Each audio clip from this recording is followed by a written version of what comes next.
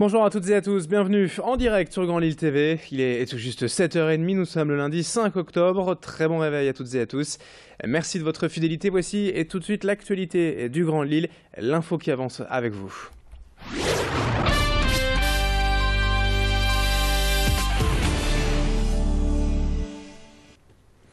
Avant toute chose, vous le savez, désormais la météo du jour, une dégradation attendue en ce lundi. Après ce beau soleil, ces derniers jours, le temps sera aujourd'hui de plus en plus nuageux et même quelques averses sont attendues tout à l'heure en fin de journée. Température stable tout de même aujourd'hui, 18 voire 19 degrés pour les maximales. On en reparle avec la météo complète après le journal. Mais l'image à la une ce matin, l'actualité de ce lundi, c'est d'abord ce nouveau chantier sur la route à Villeneuve d'Ascq dans le secteur des 4 cantons. Les travaux ont débuté ce matin sur la bretelle de la RN 227 entre les autoroutes A23, A27 et le boulevard du Broc. En conséquence, la bretelle en question est fermée à la circulation jusqu'au 10 novembre. En cause, un affaissement du talus, la dégradation du béton et des fissures apparentes. Pour sécuriser le chantier, des travaux préparatoires avaient débuté déjà le 17 août, mais cette fois, la seconde phase impose la fermeture complète de la bretelle. La DIR appelle donc les usagers à anticiper ces travaux et à trouver un nouvel itinéraire adapté à leur trajet. Explications et conseils complémentaires au micro de Clotilde Leguévac. L'impact est majeur puisque c'est la liaison entre Villeneuve d'Ascq, Tournai ou Bézieux d'un côté et puis Orchies-Valenciennes de l'autre. C'est une bretelle qui est très circulée, donc évidemment sa fermeture va occasionner de fortes perturbations. C'est pour ça que même s'il y a une déviation de secours qui permet d'éviter de se faire piéger et de se présenter devant le chantier fermé, il est nécessaire de trouver, selon son point de départ et son point d'arrivée, le meilleur itinéraire pour éviter l'échangeur. Je crois que tous ceux qui pourront éviter le secteur sont les bienvenus. On enchaîne dans cette édition matinale avec ces images du Salon des métiers du numérique vendredi à Lille. Un secteur porteur et qui attire beaucoup d'étudiants aujourd'hui. Les écoles et formations se sont ainsi multipliées depuis quelques années, notamment dans la région, performante en la matière. Au programme donc vendredi, un espace job dating avec offre d'emploi et de stage et des stands d'information avec ces écoles et organismes de formation, mais aussi des entreprises de la région. Ce secteur du numérique offre aujourd'hui de nombreuses possibilités, des métiers très variés et attire tous ces jeunes ayant grandi avec Internet et les jeux vidéo. L'occasion pour nous de faire un focus sur tous ces nouveaux métiers prometteurs pour l'avenir avec une des responsables de formation vendredi à Lille. Et les jeunes, quand ils rentrent dans des formations comme ça, toutes ces nouvelles formations autour du numérique, découvrent beaucoup de postes. Ils ont tendance à avoir conscience justement que ces aspects-là, les jeux vidéo ou le community management, quelque chose de relativement connu du grand public, et ils découvrent au fur et à mesure qu'il y a beaucoup de choses. Il y a le fait d'être webmaster, il y a le fait d'être web designer, responsable e-commerce.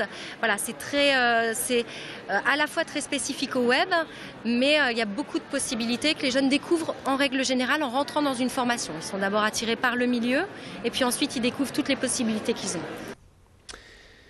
7h33 en direct sur Grand Lille TV en ce lundi 5 octobre. On évoque bien évidemment le mois d'octobre rose, vous le savez, ce mois de lutte contre le cancer du sein. On va en parler régulièrement ces prochains jours sur Grand Lille TV. Dès aujourd'hui, nous partons à la rencontre de l'association lilloise Bel et Bien, membre d'un réseau international de soutien aux femmes atteintes du cancer. Le but est de leur apprendre comment se maquiller pour retrouver un joli teint lumineux malgré les lourds traitements comme la chimiothérapie. 20 esthéticiennes bénévoles organisent régulièrement des ateliers de maquillage directement dans les établissements de soins. Ces rendez-vous permettent aux femmes de réapprendre à s'occuper d'elles, de partager un moment de bien-être pour retrouver confiance et estime de soi, d'être belle malgré tout. Explication au micro de Céline Huret. Il faut dessiner par plusieurs points le sourcil et c'est ce qui va vraiment donner de l'intensité au regard. Un premier point qui est au niveau du coin du nez, coin interne de l'œil, c'est le point de démarrage du sourcil. Commissure de la lèvre, devant l'iris, nous allons faire un deuxième point qui est le point de hauteur du sourcil. Troisième point, aile du nez, coin externe de l'œil, c'est la queue du sourcil. Maintenant, nous allons hachurer par petites touches pour dessiner des poils. Et puis on termine ce journal avec une dernière image, une exposition Renaissance à la Maison de la Photo. La ville de Détroit aux États-Unis est à l'honneur. 2 artistes exposent une centaine de leurs œuvres, Sarah Jane Bowers, américaine, et Guillaume Rivière, un Français. Sarah Jane Bowers présente son travail Détroit, définition sur sa ville d'origine à travers le temps depuis 2001. Quant à Guillaume Rivière, il expose ses clichés pris en mai dernier pendant 15 jours sur place sous le nom de Détroit, décomposition, recomposition, de la prospérité de Motortown, la ville moteur dans les années 60, jusqu'à la faillite de la ville dans les années 2010. Les photographes exposent leurs clichés jusqu'au 25 octobre.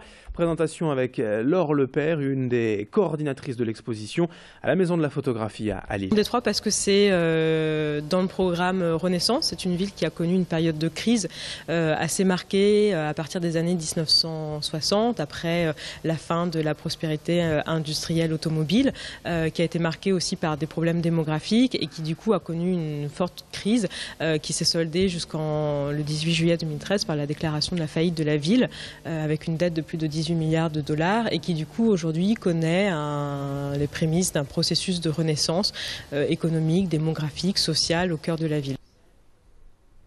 Allez, fin de ce journal, 7h36 en direct sur Grande Lille TV. Dans un instant à suivre la météo et l'infotrafic. A tout de suite.